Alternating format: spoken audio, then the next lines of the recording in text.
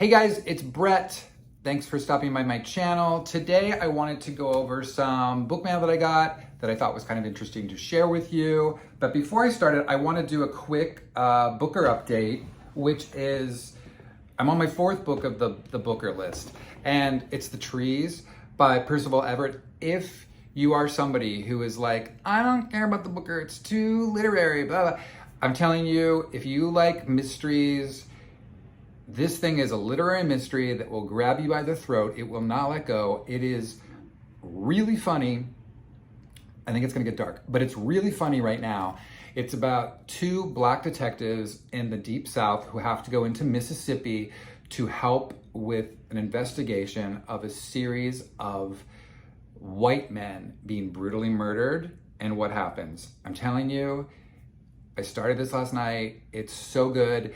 This Booker list, first of all, of the three other titles I've read so far, which are Trust by Hernan Diaz, O. William by Elizabeth Strout, and The Colony by Audrey McGee, all of them are exceptional books, and they're all, I would say, pretty accessible. But this one especially, if you're somebody who doesn't think you would like a book from the Booker, try this one out. All right, so let's get started. Okay, so first on the list is The Measure by Nikki Erlich. This is one of the Read with Jenna titles. I think it's this month's title.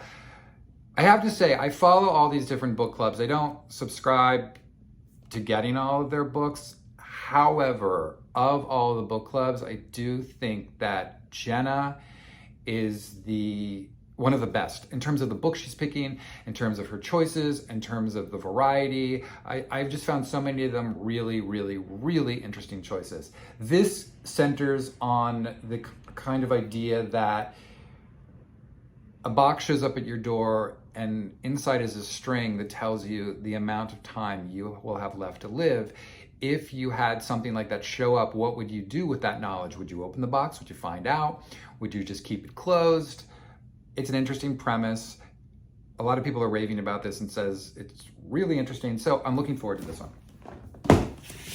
Next is The Mutual Friend by Carter Bays. Carter Bays was one of the creators of the television show How I Met Your Mother. For you television folks out there, I never actually watched How I Met Your Mother, but let's take a little blurb from this, shall we? A hilarious and thought-provoking debut novel following a vibrant cast of New Yorkers as they navigate love, loss, ambition, and spirituality without ever looking up from their phones. It sounds a lot like How I Met My Mutual Friend, but I'm really looking forward to this. When I was in London, I almost bought it because I loved the cover so much. I am a complete whore for the London covers. But anyway, I'm excited about it. Next, When You Call My Name. I love a little young adult fiction, especially when it's done well. And this is supposed to be, Tucker Shaw's newest book is supposed to be done very well, about two older teens in New York City in the 90s who fall in love. It sounds great. I know a lot of people who have read it and absolutely loved it. I love the time period. I think it's a great cover. So excited about this one.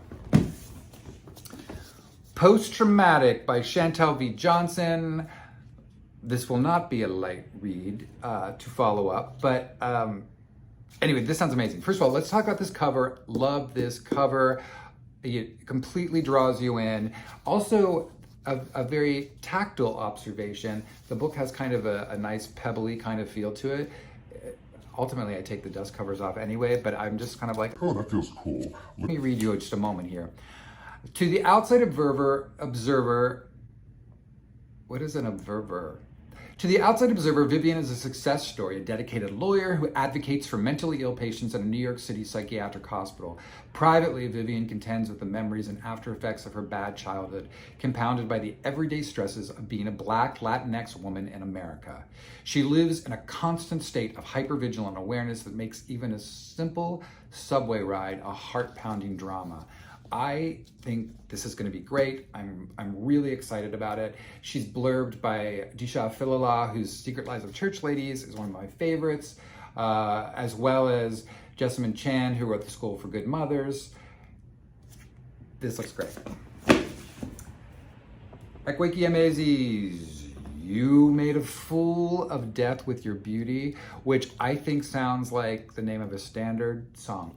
Can't you see, like, someone like Frank Sinatra singing a song called You Made a Fool of Death with Your Beauty? Again, British edition, because look at that cover. This is their foray into the romance genre. I think they're an incredible writer and will read anything they put out. So I'm interested to see what they do with the format. I'm not normally a romance reader, but I will be making an exception for them. Dan Shaon, Sleepwalk. Sleepwalk is about a henchman who has been off the grid for years, who gets a call from a woman claiming to be his daughter who needs his help. It is a road trip book. On a side note, okay, obviously this is a galley, which I got from Pango Books. And I don't know if any of you know Pango Books. It's great. It's a new app and website, pangobooks.com, which you can sell and buy books. Really easy to set up, really easy to upload your books. You set the price. They provide you with the postage to stick on your envelope when you mail it. They just ask you mail it in 3 days. And that's it. So this I got from there. I think it was $5, $6. And when you're buying a lot of books, sometimes you're like, that's great. I don't care that it's a galley. I just wanted to read it. So anyway, but keep that in mind it's a cool place to go to also shop. Last book today, a backlist title, The Men in My Life by Patricia Bosworth. It says the memoir of love and art in 1950s Manhattan. Patricia Bosworth wrote the biography. She's wrote a series of biographies of famous male actors, one of which has always been my favorite, whom is Montgomery Clift. And she wrote this definitive and great biography of him. She wrote these things in part because she was in classes with all these actors. So this is her story, being an actress, her life. It looks fantastic. I had no idea that she was even an actress. I only knew her as an author. So I picked this up and looking forward to this as well. So that's it.